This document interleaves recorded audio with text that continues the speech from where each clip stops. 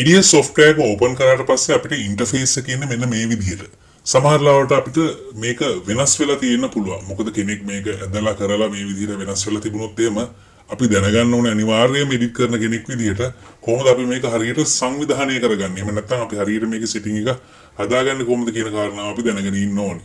ඉතින් ඒ නිසා මම ඉස්සෙල්ලාම අවධානය යොමු කරන්නේ මේ විදිහට අසංවිධානාත්මක විදිහට. එහෙම නැත්නම් මේ පිළිවෙලක් නැතුව මේ විදිහට software එකේ interface එක මේ විදිහට ආවොත් අපි කොහොමද ඒක හදාගන්නේ කියන කාරණාව කියලා දීලා තමයි අනිත් පාඩම් වලට අවධානය යොමු කරන්නේ. අපි මේක කරගන්න නම් අපිට තියෙන බොහොම පොඩි දෙයක් කරන්න.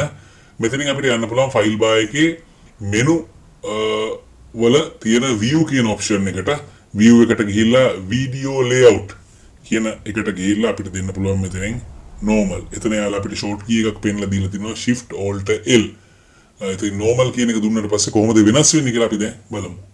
මේ වගේම තමයි විශේෂයෙන්ම අපිට හුරු වෙලා තියෙනවා යම් වෙලාවක යම් තැනකදී layout එක අපිට ඕන විදිහට customize කරලා වැඩ කරගෙන යන්න අපිට පුළුවන්.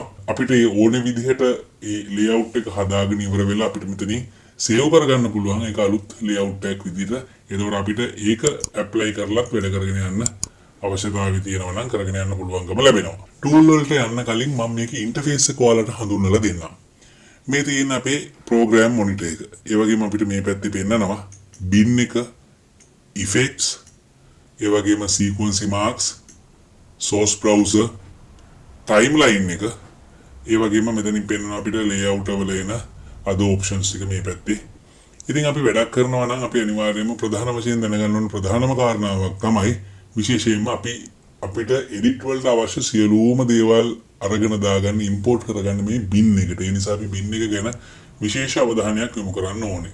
අපිට bin එකට double click කරලා ඕනෑම video එකක් audio එකක් අපිට තියෙන තැනකින් අවශ්‍ය තැනකින් හැකි ඉක්මනට ලබා ගැනීමේ හැකියාව පවතිනවා. මෙන්න මේ විදිහට අපිට ඕනෑම video එකක් එහෙම අද ගන්න, photos ගන්න, එතකොට audio tracks තියෙනවා නම් audio tracks මොනවා හරි import කරගන්න පවා අවස්ථාව ලැබෙනවා මේ හරහා.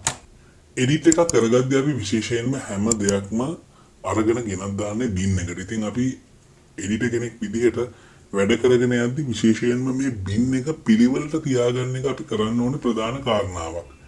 ඒ කියන්නේ උදාහරණයක් විදිහට අපි කියනවා නම් මෙතන මේ එක එක ෆයිල් ගොඩාක් සෙරින් සෙරි අතන මෙතන විසිරිලා තියෙනවා නම් අපිට ඒක වැඩ කරගෙන යන්න හරිය අපහසුවක්. ඒ නිසා අපි දැනගන්න ඕනේ අපිට අවශ්‍ය දේවල් පිළිවෙලකට මේ තැන ස්ථානගත කරගන්න. උදාහරණයක් විදිහට කියනවා නම් අපි ඒක කරන විදිය මම කරලා පෙන්නන්නම්. bin එකට අපිට ගියාට පස්සේ අපිට පුළුවන්කමක් තියෙනවා මෙන්න මෙතන මේ විදිහට new folders හදාගන්න. ඔයාලට පේන ඇති මම new folders කිහිපයක් හදාගන්නවා. එතකොට අපිට මේවා drag and drop කරලා තියෙන තැන වෙනස් කරගන්නත් අපිට අවශ්‍යතාවය තියෙනවා. දැන් උදාහරණයක් විදිහට මම edit එකක් කරනවා නම් මට අවශ්‍ය මූලික කාරණා කිහිපයකට මේක බෙදා ගන්නවා. උදාහරණයක් විදිහට දැන් මට මේක ගිහලා ක්ලික් කරලා F2 එහෙම නැත්නම් rename කියන එකට ගියාට පස්සේ මේවා rename කරගන්න හැකියාව ලැබෙනවා. මට edit එක කරගන්න අනිවාර්යයෙන්ම visuals ඕනේ වෙනවා.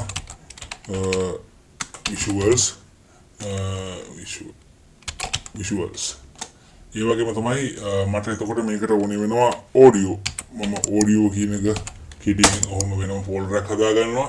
ඒ වගේම තමයි මට මේක කරගෙන යන්න ඕනේ වෙනවා pictures කියන එකත් මම කිටියෙන් folder එකක් හදා ගන්නවා. ඒ වගේම තමයි මට මේක කරගෙන යන්න අවශ්‍ය වෙනවා graphics VFX වගේ දේවල් අපිට අවශ්‍ය නැහැ. ඒකට මම ඒවට වෙන විදිහට folders මෙතන හදාගත්තාම මට අවශ්‍යතාවය අනුව මේවට අවශ්‍ය දේවල් එකතු කරගන්න පුළුවන්. දැන් උදාහරණයක් විදිහට මම මේ ප්‍රොජෙක්ට් එකට මොන හරි දෙයක් import කරනවා නම් මට මේක drag and drop කරලා import කරන්නත් පුළුවන්. ඒ වගේම තමයි මට පුළුවන්කම ලැබෙනවා විශේෂයෙන්ම double click කරලා bin එකට ගිහිල්ලා අරගෙනීමේ හැකියාවක් පවතිනවා. දැන් උදාහරණයක් විදිහට අපි audio කියන එකට මම audio clips කීපයක් import කරගන්නවා.